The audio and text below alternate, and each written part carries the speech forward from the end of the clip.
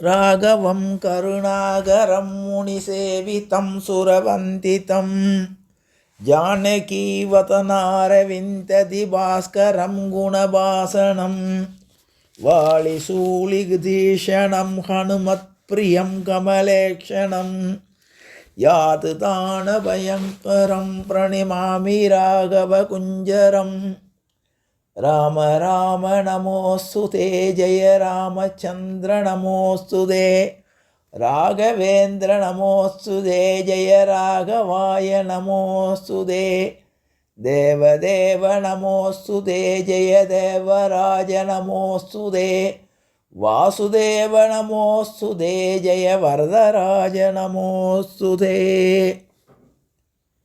எல்லோருக்கும் அடியேனுடைய பணிவான நமஸ்காரங்கள். மகாபக்த விஜயம் என்ற தலைப்பிலே வடதேசத்து மகான்களுடைய 24 பேருடைய சரிதங்களை இதுவரை நாம் கேட்டு அனுபவித்து வந்தோம். இன்றைய தினம் 25வது மகானுடைய சரிதம் ஸ்ரீ மண்டலீக மகாராஜன். நான் ஏற்கனவே சொன்னது போல மகான்களுக்கு எந்த வகையான வயது வரம்போ ஜாதியோ அல்லது தேச வித்தியாசங்களோ கிடையாது. அதே மாதிரி அவர்களுக்கு பகவான் அனுகிரகம் பண்ணின விதங்களும் பல்வேறு விதமான அனுபவங்கள். அந்த அனுபவங்களை நாம் உணர்வது என்பது அது ஒரு சந்தோஷம். பகவான் மனிதனாக பிறந்து அவன் செய்த லீலைகளை நான் அனுபவிப்பது என்பது அது ஒரு தனி. பகவான் மனுஷனாக பிறந்து மனுஷனுக்கு உண்டான சுக துக்கங்களை அனுபவித்து நாம் எப்படி வாழ வேண்டும், தர்மத்தை எப்படி நிலைநாட்ட வேண்டும் என்று காட்டியது அது ஒரு கதை. அதே நேரத்தில் பகவான் மீது பக்தி கொண்ட பாகவதர்களுக்கு பகவான் எப்படி அனுகிரகம் பண்ணி இருக்கிறான், அந்த மகான்கள் அல்லது பக்தர்கள் பல்வேறு பிரிவுகளை சேர்ந்தவர்கள். அவர்களுக்குள்ள எந்த வகையான பேதமும் கிடையாது. அவர்கள் என்ன ஜாதி, என்ன வயசு, இன்னும் சொல்லப்போனால் என்ன மதம் என்பதை தாண்டி பகவானிடம் யார் அன்பு செலுத்தி இருக்கிறார்களோ, யார் பக்தி பூண்டிருக்கிறார்களோ அவர்களுக்கு பகவான் எந்தெந்த விதத்தில் அனுகிரகம் பண்ணி இருக்கிறான், அவர்களுக்கு ஏற்பட்ட சோதனைகள் என்ன, அந்த சோதனைகளை அவர் எந்த மனப்பக்குவத்தோடு ஏற்றுக்கொண்டார்கள், இதெல்லாம் நமக்கு ஒரு பாடம். அதை எப்படி தாங்கி கொண்டார்கள், அதை எப்படி அதிலிருந்து வெளிவந்தார்கள் என்பதை மகான்களுடைய சரித்திரத்தின் வாயிலாக நாம் அறிந்து கொண்டு இருக்கிறோம். இதில் ஒவ்வொருத்தருக்கும் ஒவ்வொருத்தருடைய சரித்திரம் என்பது நீண்டதாக இருக்கும், சின்னதாக இருக்கும். ஆனால் பகவான் பாரபட்சம் இல்லாமல் எல்லோருக்கும் உரிய சமயத்தில் அனுகிரகித்திருக்கிறான். இதில் ஒரு மகான்களுக்கு இன்னொரு மகான்கள் கூட ஆச்சாரியனாக அல்லது குருவாக இருந்து உபதேசம் பண்ணி இருக்கிறார்கள். இவர்களுடைய சரித்திரங்களை பார்க்கும்போது நமக்கு ஏற்படக்கூடிய மன சஞ்சலங்களுக்கும் மன சந்தேகங்களுக்கும் விடை கிடைக்கும். பகவானுடைய சரிதம் என்பது அது வேற. இது நம்மை மாதிரி சாதாரண மனிதனாக பிறந்து உயர்ந்த நிலையை அடைந்தவர்களுடைய அனுபவ பாடங்களை நாம் தெரிந்து கொண்டால் நம்முடைய வாழ்க்கைக்கு அது பயனுள்ளதாக இருக்கும். ஆகவே தான் நம்முடைய தமிழ் கலாச்சாரத்தில் சொல்லும்போது ஆழ்வார்களுடைய கதையை சொல்லுவோம். ஆழ்வார்களை பற்றி சொல்லும்போது கூட அவர்கள் பகவானுடைய அம்சமாக பகவானால் அனுப்பி வைக்கப்பட்டவர்களாக நாம் அறிகிறோம். ஆனால் வடதேசத்து மகான்கள் என்பவர்கள் சாதாரண மனிதர்களாக, அதுவும் சமீப காலத்தில் நம்மோடு வாழ்ந்து அவர்கள் நமக்கு கொடுத்த ஞான விஷயங்களை நாம் பகிர்ந்து கொண்டு நாம் சந்தோஷம் அடைகிறோம். இல்லை, பல மகான்கள் சாதாரண மனிதர்களாக இருந்ததனால் அவர்களுக்கு சாதாரண சந்தேகங்கள் ஏற்பட்டது. அந்த சந்தேகங்களை இன்னொரு மகான் தீர்த்து வைக்கிறார். அந்த வகையிலே இன்றைய தினம் ஒரு அரசனுடைய கதையை பார்க்க போகிறோம். மண்டலீக ராஜன். போன வாரம் பார்க்கும்போது நம்ம மச்சேந்திரநாதர்னு மிக சக்தி வாய்ந்த அஷ்டமா சித்திகள் நிறைந்த மச்சேந்திரநாதரை பற்றி பார்த்தோம். இந்த வாரம் சாதாரணமான ஒரு அரசன், அவனுக்கு ஏற்பட்ட சந்தேகம் என்ன, அவனுடைய சந்தேகம் எப்படி நிவர்த்தியானது, அவர் எப்படி வாழ்ந்தார் என்ப கதையை அவருடைய விருத்தாந்தத்தை நாம் பார்க்கிறோம். இவருக்கு பாரத நாட்டிலே ஒரு அரசன் மிக சிறந்த முறையில் அரசாட்சி செய்து வந்தான். அவனுக்கு நெடுநாட்களாக மக்கள் பேர் இல்லாமல் இருந்தது. அவன் ஸ்ரீமான் நாராயணனுடைய பக்தன். ஆகவே நாராயணனை வேண்டி எனக்கு நெடுநாட்களாகியும் நான் அரசாட்சியை நல்ல முறையில் செய்து வருகிறேன், எனக்கு ஒரு நல்ல சத்புத்திரன் வேண்டுமே என்று பகவானிடம் பிரார்த்தனை செய்துவிட்டு கோவிலில் போய் பிரார்த்தனை செய்துவிட்டு தன்னுடைய வீட்டிலே படுத்திருக்கிறான். அவனுடைய கனவிலே ஸ்ரீமன் நாராயணன் சங்கு சக்கரதாரியாக காட்சி கொடுத்து, உனக்கு ஒரு நல்ல மகன் பிறப்பான், அவன் ஞானத்திலும் அறிவிலும் சிறந்தவனாக இருந்து நல்லாட்சி புரிவான் என்று சொல்லி மறைந்து விட்டார். அவர் சொன்னது போலவே சில நாட்களில் அவனுடைய மனைவி கருவுறுகிறாள். கருவுற்றவுடன்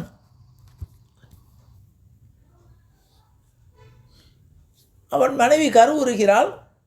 ஒரு குழந்தை பிறக்கிறது. அதற்கு மண்டலீகன் என்று பெயர் வைக்கிறார்கள். இந்த மண்டலீகன் என்ற குழந்தை மிக நன்றாக வளர்ந்து வருகிறது. உரிய பருவம் வந்தவுடன் அரசனுக்குரிய அந்த உபநயனம் செய்து வைத்து வேத சாஸ்திரங்களை படிப்பதற்கு அவனை அனுப்புகிறார்கள். வேதங்களிலும் தர்மசாஸ்திரங்களிலும் போர் பயிற்சிகளிலும் சிறந்து விளங்குகிறான். ஒரு உரிய பருவம் ஒரு 10-15 வயது வந்தவுடனே இளவரசனாக இருக்கக்கூடிய அந்த மண்டலீகன் காட்டுக்கு வேட்டையாட போகிறான்.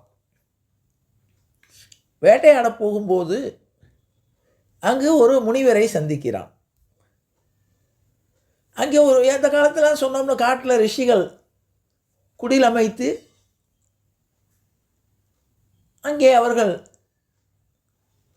யாகங்களும் ஹோமங்களும் செய்து கொண்டு பகவானோடு ஐக்கியமாவார்கள். நான் ஏற்கனவே சொன்னது தான், ஒரு அரசன் காட்டுக்கு சென்றால் அவன் அங்கு இருக்கக்கூடிய ரிஷிகளுக்கு விருந்தினராக இருந்து ரிஷிகள் அவனை உபசரித்து அவனுக்கு ஞான விஷயங்களை போதிப்பார்கள். அதே மாதிரி கொஞ்ச நாள் கழித்து அவர்களுக்கு உணவோ அல்லது ஹோமங்களுக்கு தேவையான பொருள் வேண்டுமென்றால் அவர்கள் நாட்டுக்கு வருவார்கள். அவரை அரசன் உபசரித்து அரண்மனையில் இருக்க வைத்து அவர்களுக்கு உபச்சாரமெல்லாம் பண்ணி சில நல்ல விஷயங்களை கேட்டுக்கொண்டு அவர்களுக்கு வேணுங்கிற திரவியங்களையும் அவர்கள் காட்டில் இருக்கக்கூடிய வசிக்கக்கூடிய வேணுங்கிற சௌகரியங்களை செய்து கொடுப்பான். இது 2 பேருக்கும் உள்ள mutual agreement all mutual understanding. இப்போவும் அது இருக்குது. ஒரு சங்கராச்சாரியாரோ அல்லது ஒரு உயர்ந்த ஞானிகள் பிரதமரை பார்க்க போனால் பிரதமர் அவரை விருந்தாளியாக உபசரித்து நல்ல விஷயங்களை கேட்டு அவர்களுக்கு சன்மானங்கள் கொடுத்து அனுப்புவார்கள். அதே மாதிரி இவர்கள் அந்த ஆசிரமங்களுக்கு போனால் அந்த பிரதமருக்கு உரிய மரியாதை செலுத்தி ஒரு ஏதோ அன்பளிப்பெல்லாம் கொடுத்து ஆசீர்வாதம் பண்ணி சில நல்ல விஷயங்களை சொல்லி, இது இன்றைக்கும் இருக்குது. இது அந்த காலத்திலே இருந்திருக்கு. இந்த அரசனானவன் மண்டலீகனுக்கு வேத சாஸ்திரங்கள் தெரிந்தால் கூட இவனுக்கு ஒரு மனசில் ஒரு பெரிய சந்தேகம். இவன் நேராக அந்த ரிஷியை வணங்கி, சுவாமி எனக்கு தாங்கள் மந்திர உபதேசம் பண்ண வேண்டும் என்று கேட்டான். உடனே அவருக்கு ராமதாரக மந்திரத்தினுடைய உபதேசத்தை சொல்கிறார். உலகத்திலேயே சிறந்தது ராமநாமம், சுலபமானது, பல வகையான பலன்களை தரக்கூடியது. ஆகவே ராமநாமத்தை அவனுக்கு தாரக மந்திரமாக இதை வாழ்க்கையில் எடுத்துக்கொண்டால் உனக்கு எல்லா வகையான காரிய சித்திகளும் நல்ல பலன்கள் கிடைக்கும். அதான் கம்பன் சொன்னானா இல்லையா, நன்மையும் செல்வமும் நாளும் நல்குமே, திண்மையும் பாவமும் சிதைந்து தேயுமே, ஜென்மமும் மரணமும் இன்றி தீருமே, இம்மையே ராமவென்றே எழுத்தினால். ராமநாமத்துக்கு அவ்வளோ சக்தி. ஏற்கனவே நான் சொன்னதான் இருந்தாலும் சொல்கிறேன். பார்வதி தேவி கேட்குறா பரமேஸ்வரன்ட்ட, சகஸ்ரநாமத்தினுடைய மகிமையை பரமேஸ்வரன் விளக்கி கொண்டு வருகிறான். பகவானுக்கு ஆயிரக்கணக்கான நாமங்கள், இந்த நாமங்களுடைய பெருமையையும் அர்த்தத்தையும் சொல்கிறார். அப்போ பார்வதி தேவி கேட்குறா, சுவாமி ஆயிரக்கணக்கான நாமங்களை சொல்கிறீங்களே, கலியுகத்தில் இத்தனை நாமங்களை சொல்லி வழிபடக்கூடிய அவகாசமோ அல்லது பொறுமையோ ஜனங்களுக்கு இருக்குமா? அதனால் இதற்கு ஒரு சுலபமான வழி சொல்லுங்களேன். கேனோ பயேன லகுனோ விஷ்ணோர் நாம சகசிரகம் பண்டிதேச்சம் ஸ்ரோதிமிச்சாம் யகம் பிரபோ. ஒரு சுலபமான வழியை சொல்லுங்களேன். ஜனங்கள் ரொம்ப கஷ்டப்படாமல் சுலபமான வழியில் சொல்லி இந்த ஆயிரக்கணக்கான நாமங்களுடைய பலனை அடைவதற்கு ஒரு வழி என்ன? அப்போ அழகாக சொன்னார். ஈஸ்வர வாச்சா ஸ்ரீராம ராம ராமேதி ரமே ராமே மனோரமே சகஸ்ரநாம தத்துல்யம் ராமநாம வராணனே ராமநாம வராணன ஓம் நமைதி. ஸ்ரீராம ராம ராமேதி ரமே ராமே மனோரமே. ராமாங்கிற நாமம் ரம்யத்தே இதி ராமா.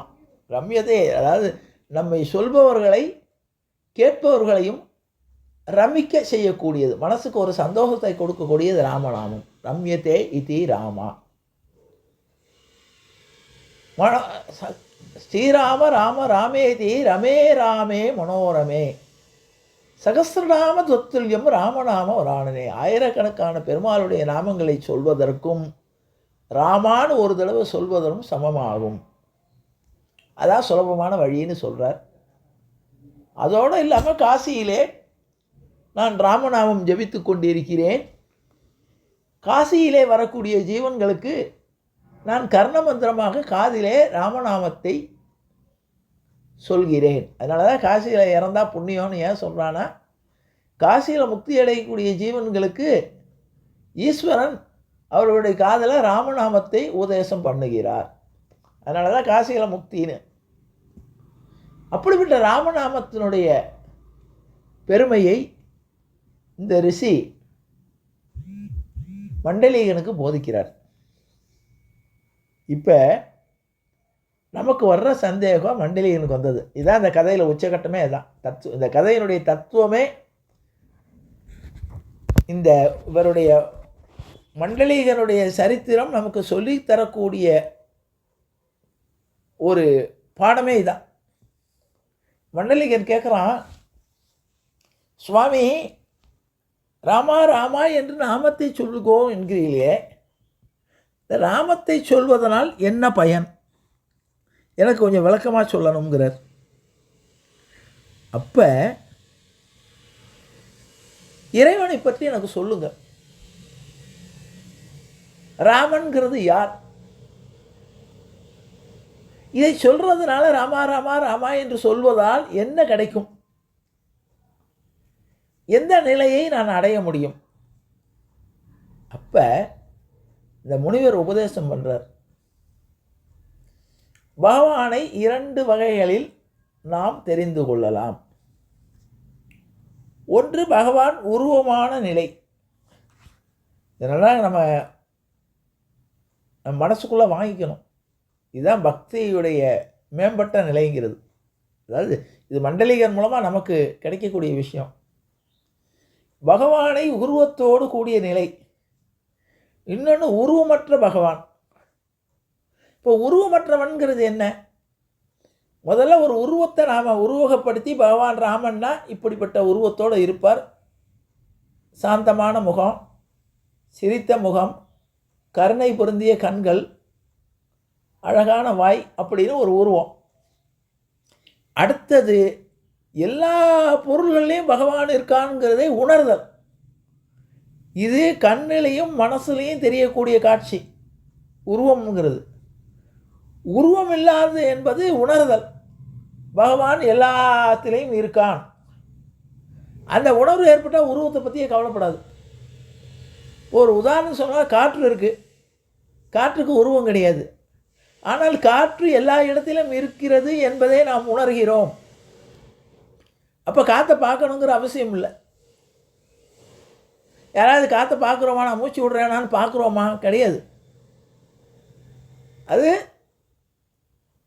அது இயல்பாக அது ஒன்றி விடுகிறது. அதனால் காற்றை பற்றி ஒரு ஆராய்ச்சி பண்ணுறோமா, காற்று எங்கே இருக்குது, எப்படி இருக்குது, இது எவ்வளவு இது இருக்குது அப்படிங்கிற பற்றி ஆராய்ச்சியே பண்ணுறதில்ல. ஏன்னா அது உணர்வு சம்மந்தப்பட்டது.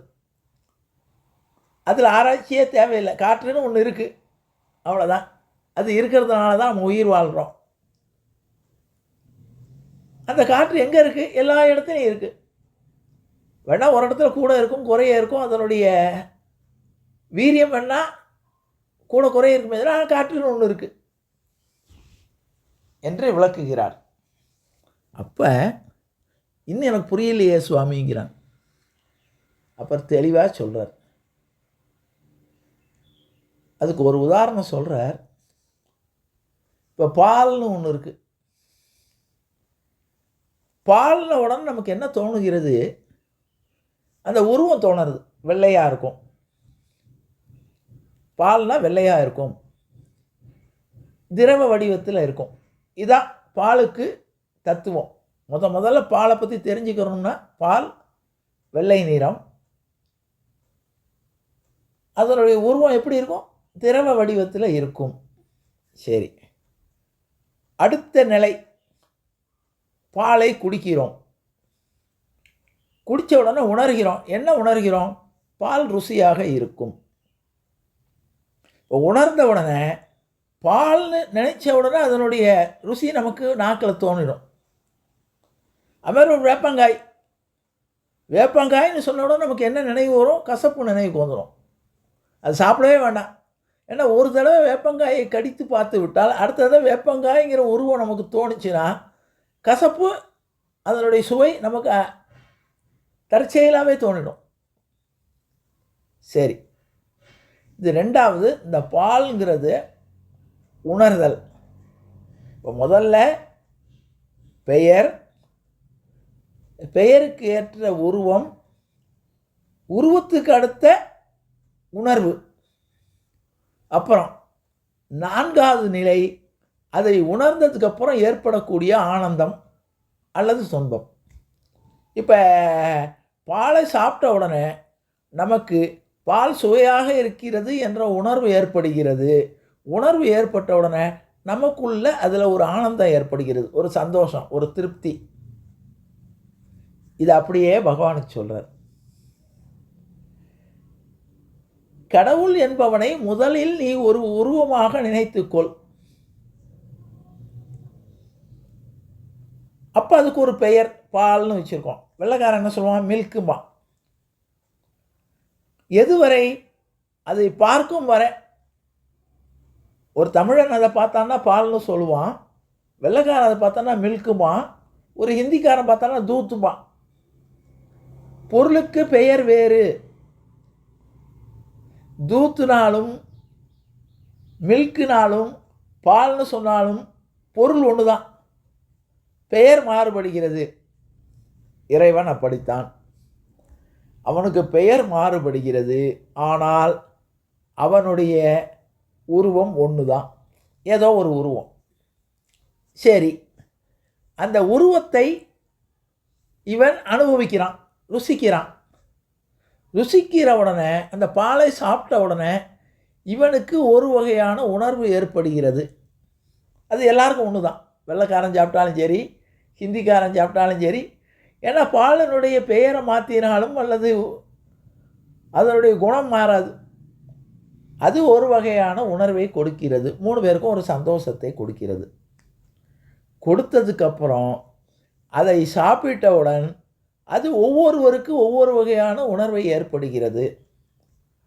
ஒருத்தன் அதை சாப்பிட்ட உடனே ஒரு திருப்தியாக இருக்கும், ஒருத்தனுக்கு இன்னும் கொஞ்சம் சாப்பிடணும் போல் இருக்கும், ஒருத்தனுக்கு கொஞ்சம் ஒரு டம்ளர் சாப்பிட்ட உடனே நிறைவாகிவிடும். அப்போ அந்த அனுபவத்துக்கு பேர் ஆனந்தம்னு பேர்.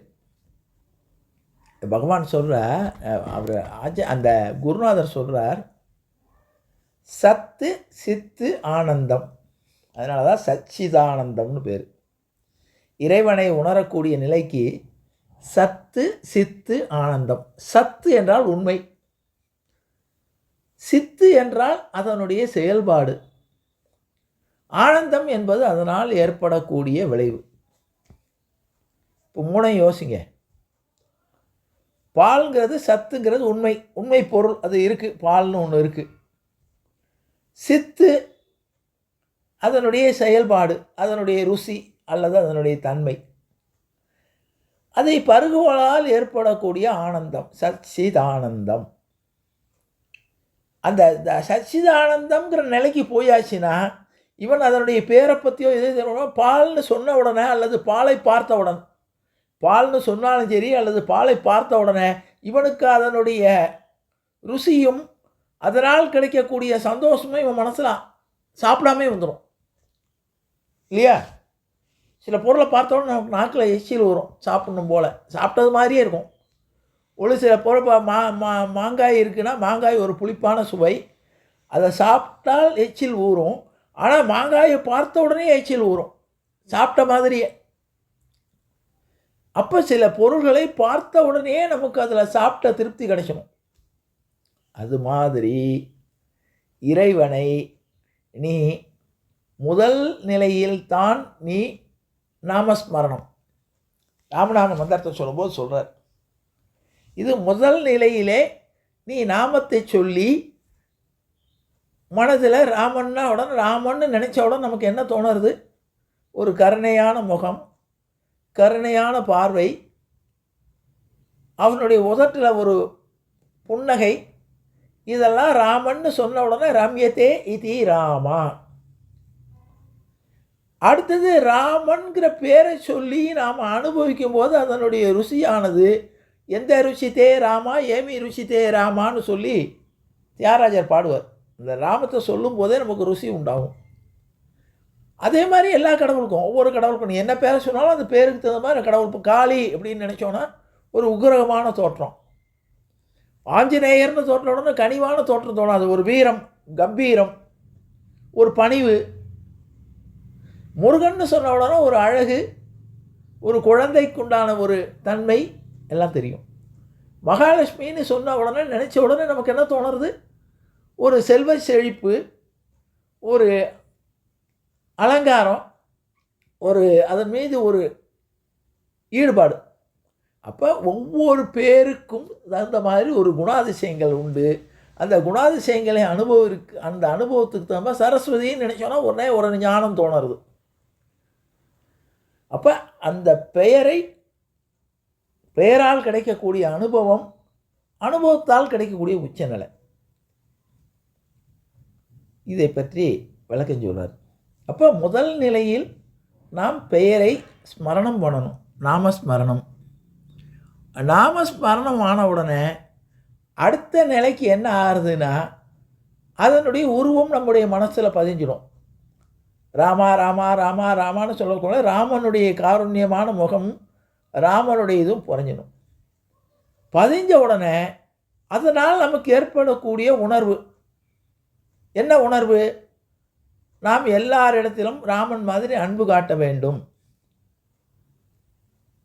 எல்லாரிடத்திலும் கருணையோடு இருக்க வேண்டும். கிருஷ்ணனுங்கிற மனசில் ஏற்பாடு பண்ணி கிருஷ்ணனை நாம் மனசுக்குள்ளே வாங்கிட்டோன்னா எல்லோருக்கும் உதவி செய்ய வேண்டும், தர்மத்தை நிலைநாட்டணும். எதாகி தர்மஸ்ய கிளானிர் பவதி பாரத அபியுஸ்தானம் அதர்மஸ்ய ததாஜானம் சுஜாமியகம். எந்த இடத்துல உறவுகளுக்கு முக்கியத்துவம் கொடுக்காத தர்மத்தை நிலைநாட்டுவதற்காக உறவுகளை தூக்கி எறியணும். அதான பகவான் கீதையில் சொன்னான்.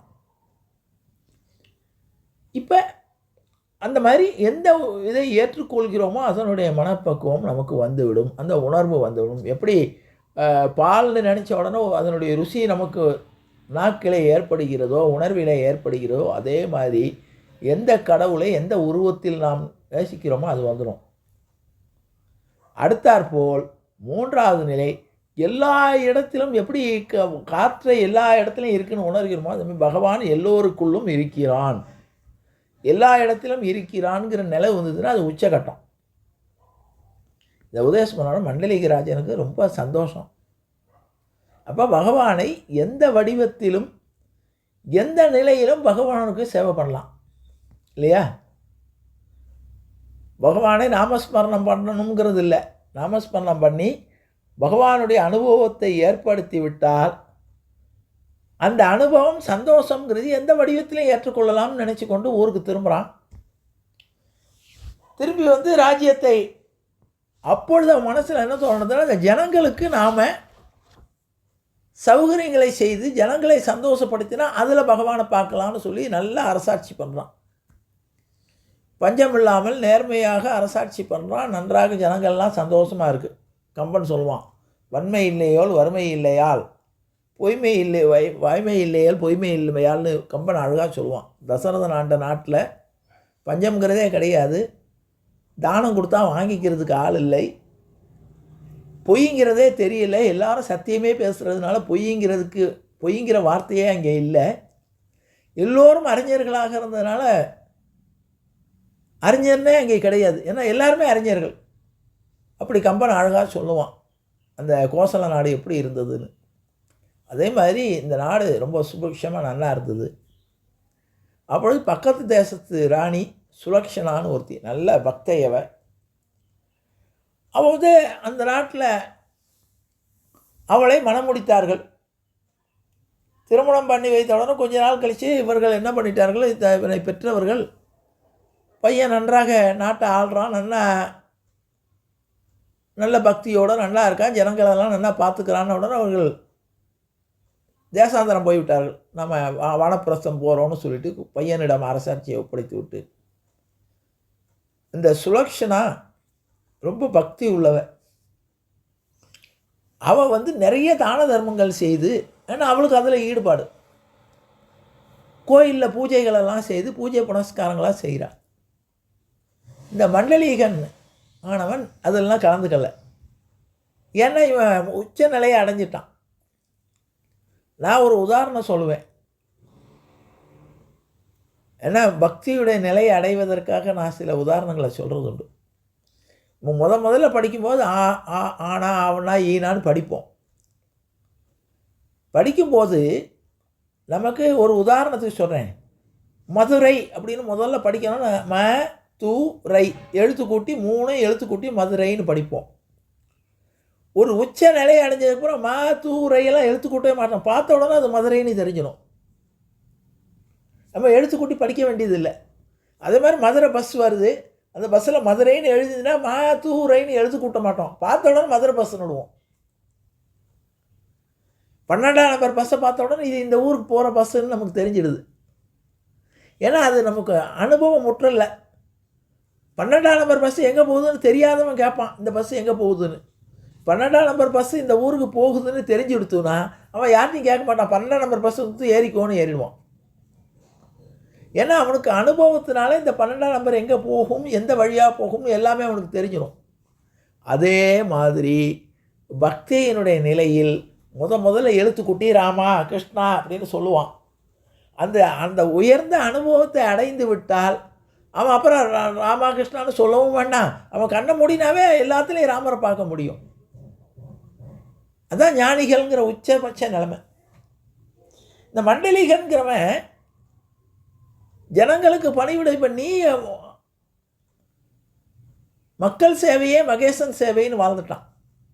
ஜனங்களை நல்லா கவனித்து கொண்டு பஞ்ச பசி இல்லாமல் எல்லாரையும் கவனித்து எல்லாம் பண்ணதுனால இவனுக்கு இந்த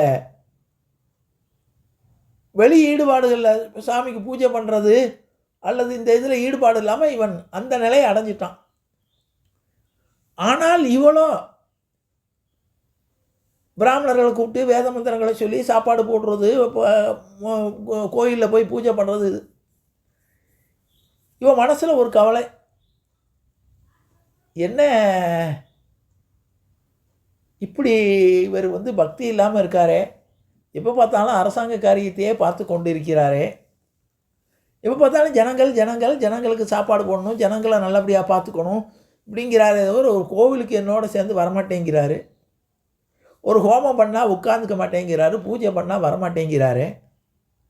இவர் பக்தியானவர்னு சொல்லித்தானே இவரை நம்ம விரும்பி கல்யாணம் பண்ணிட்டோம் அப்படிங்கிற குறையோடு அவ இருக்கா. இதுக்கு மகாபாரதத்தில் ஒரு காட்சியை உதாரணமாக சொல்லலாம்.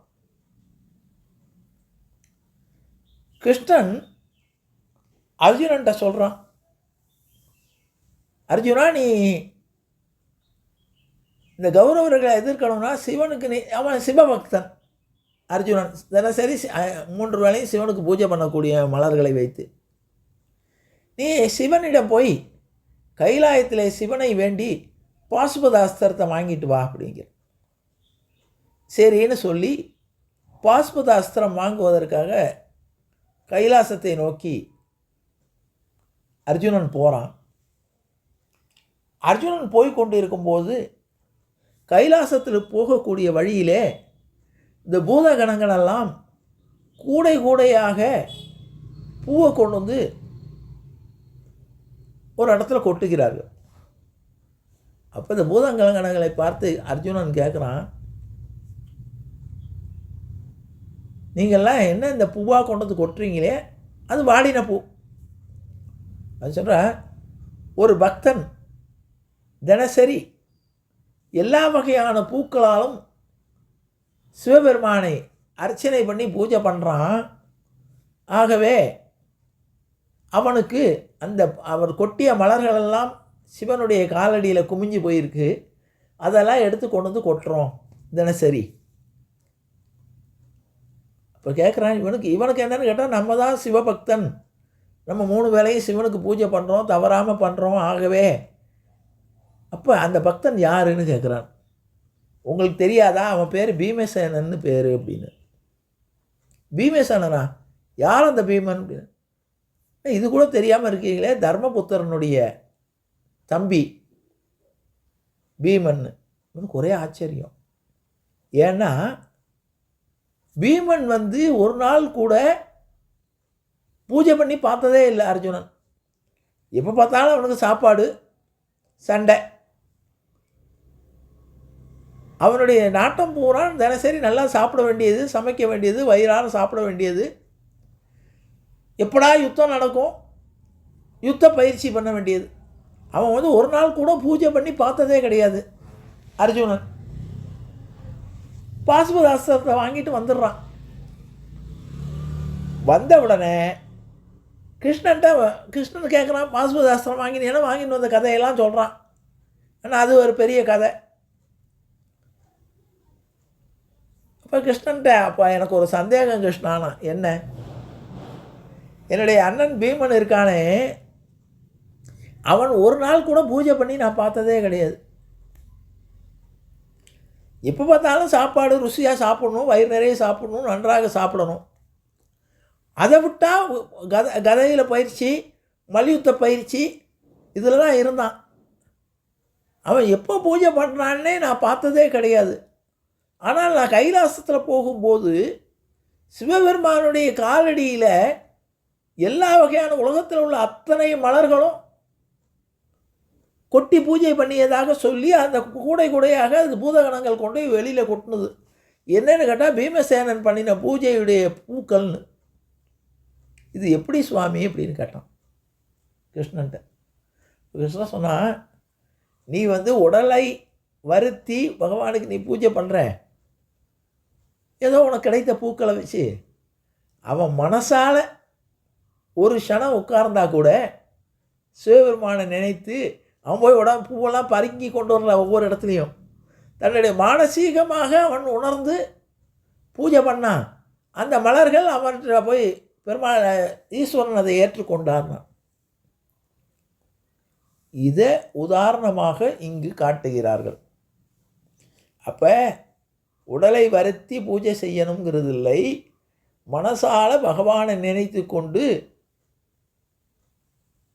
செய்யக்கூடிய. அதான் பூசலார் நாயனார்னு ஒருத்தர் மனசுக்குள்ளேயே சைவத்தில் வரும்.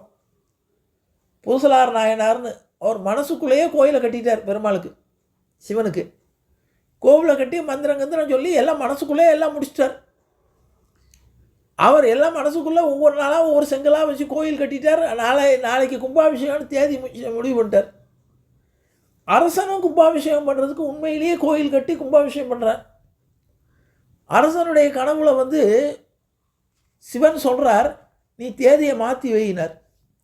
அரசன் நல்ல பண்டிதர்கள்லாம் இது பண்ணி நாள் குறித்து நாளைக்கு இத்தனை மணிக்கு கும்பாபிஷேகம்னு. சிவன் முதல் நாள் கனவுல வந்து சொல்கிறார், நீ தேதியை மாற்று, இந்த தேதியில் நான் வர முடியாதுன்னார். நீ எத்தனை மந்திரம் சொன்னாலும் எத்தனை பண்டிதர்களை கூப்பிட்டு எனக்கு இது பண்ணாலும் நான் வந்து அங்கே வந்து விக்கிரகத்தில் நான் வந்து இருக்க முடியாது. ஏன்? பூசலார்னு ஒருத்தர் அவர் நாளைக்கு கும்பாபிஷேகம் வச்சுருக்காருன்னார். இந்த அரசனுக்கு சந்தேகம், என்னடா நம்ம இவ்வளோ பெரிய கோயில் கட்டியிருக்கோம், இத்தனை பேத பண்டிதர்கள்லாம் கூப்பிட்டு எல்லா வகையான திரவியங்கள்லாம் பண்ணி நம்ம தேதி வச்சுருக்கோம், நம்ம ஊரில் பூசலார்னு ஒருத்தர் கோயில் கட்டுறாருங்கிறாலே என்னென்னு தெரியலையே அப்படின்னு சொல்லி, சுவாமி எனக்கு அவர் எங்கே இருக்காருன்னு சொல்லுங்க ஓனர், இந்த தெருவில் இந்த இடத்துல இருக்கார், போய் பாருன்னார். சரின்னு சொல்லி இவன் குறிப்பிட்ட தேதியை தள்ளி வச்சாச்சு. இந்த பூசலார் நாயனாருடைய வீட்டுக்கு போகிறார் இவர். அங்கே போனால் அவருக்கு ஆலம்புற அவர் தேதி மனசுக்குள்ளேயே முடிவு பண்ணிட்டார், இத்தனாம் தேதி கும்பாபிஷேகம்னு மனசுக்குள்ளேயே. பண்டுக்கு ஆலம்பரை அத்தனை மணிக்கு இவர் பாட்டு மனசுக்குள்ளேயே கும்பாபிஷேகம் நடத்தி மனசுக்குள்ளேயே அதுக்குண்டான ஜலமெல்லாம் தெளித்து கோயிலை கட்டிவிட்டார். கோயிலை கட்டி கும்பாபிஷேகம் பண்ணி பெருமாளை கொண்டு வந்து உட்காந்து வச்சு விட்டார். சிவன் உள்ளே வந்து உட்காந்துட்டுருக்கார். இப்போ அங்கே பூசலார் நாயனாருடைய வீட்டுக்கு போன அரசன் பூசலார் நாயனாருடைய மனசுக்குள்ளேருந்து வேத மந்திரங்கள்லாம் ஒலிக்கிறது. எல்லா சத்தமும் எங்கே அங்கே கும்பாபிஷேகத்தில் நூற்றுக்கணக்கானவர்கள் என்னென்னவெல்லாம் பண்ணுறாங்களோ அதெல்லாம் இவர் அந்த வீட்டுக்குள்ளே போனோன்னா எல்லாம் ஒலிக்கிறது. ஆனால் யாருமே வேத பண்டிதர்கள் யாரும் கிடையாது, எந்த வகையான இதுவும் கிடையாது. கோவிலில் நடக்கக்கூடிய அத்தனை கும்பாபிஷேகத்துக்கு உண்டான அத்தனை காட்சிகளும் இவருக்கு தெரியுது. சிவபெருமான் ஜோதிஸ்வரூபமாக வந்து அந்த மனசுக்குள்ளே அந்த கோயிலில் இவர் கட்டியிருக்கக்கூடிய சிவலிங்கத்துக்குள்ளே வந்து உட்கார்றதும் தெரியுது. உடனே வணங்கி பூசலார் நாயனாரை வணங்கி அடுத்த தேதியில் நடத்துகிறான். அதுக்கு அழகாக சிவவாக்கியர் சொல்வார், உள்ளம் ஒன்றொரு ஆலயம் வைத்து அதில் இது பண்ணி பூஜை பண்ணேன்னு சொல்லி. இன்னொருத்தர் சொல்லுவார், இருக்கும் இடத்தை விட்டு இல்லாத இடம் தேடி எங்கெங்கோ அலைகின்றார் ஞானத்தங்கமே, அவர் ஏதும் அறியாதடி ஞானத்தங்கமே. பகவான் எங்கே இருக்காருன்னா மனசுக்குள்ளே தான் இருக்கான். நம்ம மனசுக்குள்ளே எந்த உருவத்தில் எப்படி நாம் வழிபடுறோமோ அப்படியே இருந்து அவன் அருள் பாழிக்கிறான். இதை உணர்வதற்காக இதெல்லாம் இந்த கதைகளை சொல்கிறார்கள். ஆனால் சுலோசனாக்கு திருப்தி ஏற்படலை. அப்போ இதெல்லாம் சம்பிரதாயமெல்லாம் வைத்திருக்கிறார்களே, இப்படியெல்லாம் பூஜை பண்ணணுமே, இதெல்லாம் ஈடுபாடு இல்லாமல் இவர் இப்படி இதாக இருக்கிறான். இப்போ பகவான் வந்து காட்சி கொடுத்து இவளுக்கு சொல்லிடுறார் இந்த உபதேசத்தை. நீ உன்னுடைய கணவனை தப்பாக நினைக்காத, அவன் மனசுக்குள்ளேயே பார்க்கக்கூடிய இடத்துல பூரா அவன் நினைக்கிறான். நீ என்ன கோவிலில் தான் இருக்கேன்னு நீ நினைத்து கொண்டு நீ வழிபடுற, அதுவும் சரிதான். ஆனால் உன்னுடைய கணவன் மண்டலீகன் எல்லா இடத்துலையும் பகவானை பார்க்கிறான். ஆகவே அவனுடைய பக்தி அது ஒரு வகையான பக்தி என்று பாராட்டுகிறார். உடனே இவள் உணர்ந்து போய் தன்னுடைய கணவனிடம் போகிறார். சுவாமி பெருமாள் வந்து எனக்கு காட்சி கொடுத்தார், இப்படி சொன்னார்னு சொன்ன உடனே இவனுக்கு ஒரே ஆச்சரியம். உடனே இந்த மண்டலிகன் சொல்கிறான், ஆகா பெருமாள் என்னுடைய மனசுக்குள்ளே இருக்கார், என்னுடைய மனதுக்குள்ளேயே இருக்கார்னு நினச்சேன். அவர் மனசை விட்டு வெளியே வந்து உனக்கு காட்சி கொடுத்துட்டாரா? இப்போ பெருமாள் என் மனசில் இல்லையா என்று சொல்லி அப்படியே மயக்கம் போட்டு மூர்ச்சையாகி இறந்து போயிடறான். பெருமாள் என்னிடம் இல்லையா, என்னிடம் இருந்து உன்கிட்ட வந்து வெளியே வந்து சொல்லிவிட்டார் என்றால் என்னுடைய மனசுக்குள்ளே பெருமாள் இல்லைன்னு அர்த்தம். என்னை விட்டு வெளியே வந்துட்டாரேன்னு நினச்சி மூச்சையாகி விழுந்துடுறான். உடனே இவள் கதறுகிறாள், சுவாமி எனக்கு மாங்கல்ய பாக்கம் கொடுங்க, எனக்கு இப்படி நான் ஏதோ அவருக்கு நல்லதுன்னு சொல்ல போக அவர் இப்படி ஆயிட்டாரேன்னு. உடனே இறைவன் கருணை கூர்ந்து அவனை எழுப்புகிறான். சுலக்ஷனைக்கு பாடம் ஏற்படுகிறது மண்டலிகனுடைய வழியிலே. ஆனால் இது வரைக்கும் அவளுக்கு வந்து மனசுக்குள்ளே என்ன சந்தேகம்னு விட்டால், தன்னுடைய கணவன் பக்தியாக இருக்கிறதாவே தெரியலையே, அவன் பாட்டுக்கு ராஜாங்க வேலையும் இதுலேயும் கவனமாக இருக்கானே, நாம் பண்ணக்கூடிய பக்தியில் அவன் பங்கு ஏற்க வேண்டாமா? அதுவும் யாகங்கள், கோயில் பூஜைகள், ஒரு நாள் கூட கோயிலுக்கு வரலையே என்று நினைத்தவளுக்கு பகவான் உணர்த்தி எல்லாமே ஒவ்வொன்றும் ஒவ்வொரு நிலை. அவரவர் தமது அறிவறி வகை வகை அவரவர் இறையவர் குறைவிலர் இறையவர் அவரவர் இறையவர் குறைவிலர் அவரவர் விதி வழி அடைய நின்றனரே என்றை விளக்கி இவர்கள் இருவரும் அருமையாக இல்லறத்தை நடத்தி இறை வழியில் இருந்து இறைவனை சேர்ந்தார்கள் என்ற நிலையோடு மண்டலீகனுடைய ராஜாவுடைய சரித்திரம் இது என்ன தெரிகிறதுனா, பக்தியுடைய நிலையை காட்டுவதற்காக இந்த மண்டலீக ராஜனுடைய கதை நமக்கு மகாபக்த விஜயத்திலே வருகிறது என்பதை கூறி நிறைவு செய்கிறேன். ஜானகி காந்த ஸ்மரணே ஜெய் ஜெய ராமராம். சத்குரு மகாராஜ் கி ஜெய். ஆஞ்சநேய மூர்த்தி கி ஜெய். அறியாத பிள்ளைகளோம் அன்பினால் உந்தன்னை சிறுபேரழைத்தனம் சீறி அருளாத இறைவா நீதாராய் பறையேலோரம்பாவாய் வெற்றைக்கும் ஏழேல் பிறவிக்கும் உந்தன்னோடு உற்றோமே அவும் உனக்கே நாம் அர்ச்சைவோம் மற்ற நம் காமங்கள் மாற்றேலோர் உம்பாவாய் செங்கன் திருமுகத்து செல்வத் திருமாலால் எங்கும் திருவருள் பெற்று இன்புரு ரம்பாவாய். ஹரே ராம ராம ராம ஹரே ஹரே ஹரே கிருஷ்ண கிருஷ்ண கிருஷ்ண ஹரே ஹரே. கோவிந்த நாம சங்கீர்த்தனம் கோவிந்தா ஹரி கோவிந்தா.